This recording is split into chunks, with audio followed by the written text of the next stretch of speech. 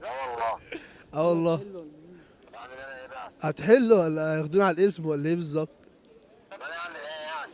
هتحل لي في 10000 ولا اقول لهم خلاص مش معايا فلوس ادفع واتحبس؟ يا عم انا هتصرف لك يا عم. هتتصرف لي من ايه؟ ايوه سيبها يا عم، انت فين دلوقتي؟ البس واروح فين انا دلوقتي؟ البس واجي ازاي؟ طب انت هتلبس ايه؟ البس اي هدوم يا عم عندي. ماشي، ما تلبسش هدوم، بس حاجه من دول عشان هم يعني ابن كلب وخلاص. ايه يابا، في ايه يابا؟ انت بتضحك يابا.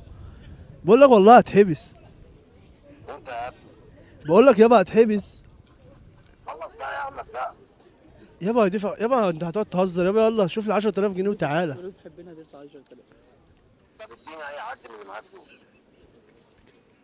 طب خد اللي هو اللي كان بيحقق معايا اهو.